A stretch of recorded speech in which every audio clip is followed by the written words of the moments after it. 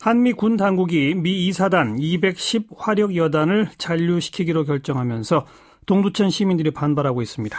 오세창 동두천 시장을 연결합니다. 시장님 나와 계시죠?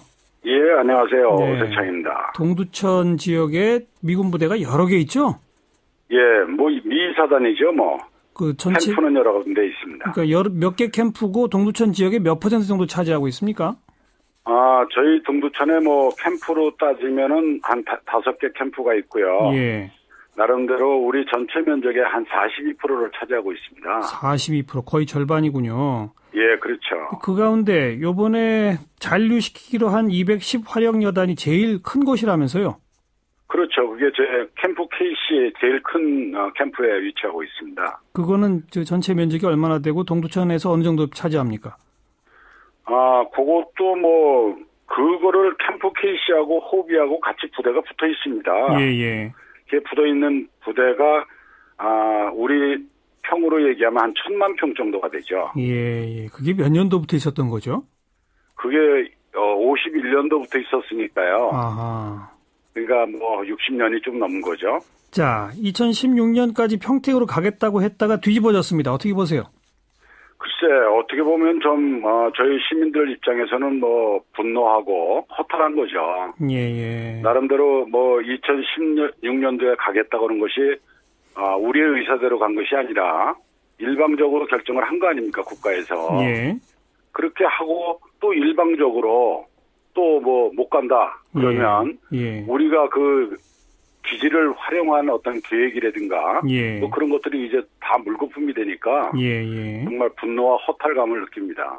그 60년 동안 이 동두천 시와 시민들이 입은 피해를 한마디로 정리하신다면 뭐가 될까요?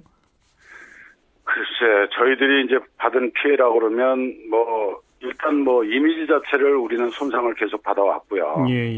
또 경제적으로도 60여 년 동안 저희들이 피해액을 그냥 돈으로 산출하자 보면 한 19조 원 정도가 달합니다.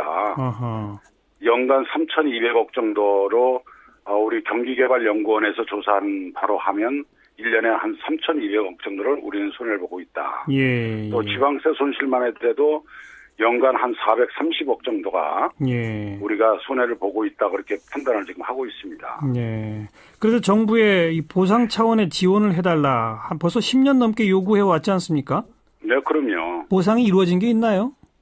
뭐 어떠한 보상도 지금까지는 없었고요. 아하. 사실 뭐 미군 기지 동두천 기지를 팔아서 동두천에 투자하겠다는 것도 아니고 그 기지를 팔아서 평택 기지 이전 비용을 쓰겠다는 겁니다. 사실 뭐 일본이나 필리핀 같은 경우에는 반환 미군 기지를 개발하기 위해서 중앙정부가 주도적으로 참여하고 또 반환 기지 개발청이라든가 그런 것들을 만들어서 전폭적으로 도와주는데 우리나라는 뭐 국가에서 피해받았지만 안보를 위해서 피해받았지만 내몰라라 하는 그런 입장들이 너무 안타깝다. 저희들은 그렇게 말씀을 드립니다. 그 미군 기지가 이전하기로 하면서 그 왜 국가 지원 도시 종합 발전 계획 이런 게 만들어지지 않았습니까? 그렇죠. 그건 지금 일정대로 추진 중이었었나요? 그동안까지는? 그렇죠. 그건 어차피 2016년도에 미군 기지가 철수가 되면 저희들이 그러한 계획을 가지고 지금 추진하고 있는데 사실 이것이 뭐 반환이 되지 않는다 그러면 완전 백지화가 되고 있고 또 그것을 활용할 그 필요가 없으니까 계획 세운 거 다시 다 세워야 되겠군요. 그렇죠. 계획을 다시 세우고 뭐 어려움이 지금 산적돼 있습니다. 국방부는 뭐 한미 연합 작전의 효율성 또 대북 억지력 강화를 위해서 불가피하다 이런 입장인데 어떻게 보세요? 글쎄, 불가피한 거는 국가의 안보적인 측면이고요. 동두천이 60여 년 동안 국가 안보를 위해서 희생을 해왔거든요. 국가 안보 물론 중요합니다. 저희가 반미를 하자는 것이 아니기 때문에 국가 안보에 꼭 필요하다면 사전에 그러한 결정을 내리기 전에 동두천시와 지원 대책이라든가 여러 가지 측면을 우리하고 먼저 상의를 했어야 되지 않느냐. 최소한 저희는 그걸 주장하고 있는 거죠. 최소한 사전 협의를 했어야 되지 않느냐. 그럼요. 그 이전하기로 했다가 안 하면 대신에 어떤 지원이라도 해줘야 될 거 아니냐 이 말이군요. 그렇죠. 앞으로 어떻게 대응하실 생각이신가요? 저희들도 뭐 오늘 아침에 대책회의를 하고 여러 가지 시민단체와 시의회와 또 여러 가지가 협의가 됐습니다. 예. 나름대로 저희가 오늘 건의서도 작성을 해서 국방부로 보냅니다. 예. 그러한 것들이 이제 나름대로 늦었지만 예. 국가에서 우리에 대한 어떤 협의기구를 좀 만들겠다 그런 조치가 없다 그러면 예. 우리가 더 강력한 어떤 제재 조건을 만들어 가야 되겠죠. 제재 조건이라는 건 구체적으로 어떤 거죠? 글쎄 뭐 우리나라는 뭐 그냥 점잖게 얘기하면 안 들어주지 않습니까? 예. 데모를 하거나 예. 아니면 물리적인 방법으로 예. 여러 가지 할 수 있는 방법은 굉장히 많이 있다고 저희들은 생각을 하고 있습니다. 뭐 구체적인 실행 계획 같은 것도 좀 검토해 두신 게 있습니까?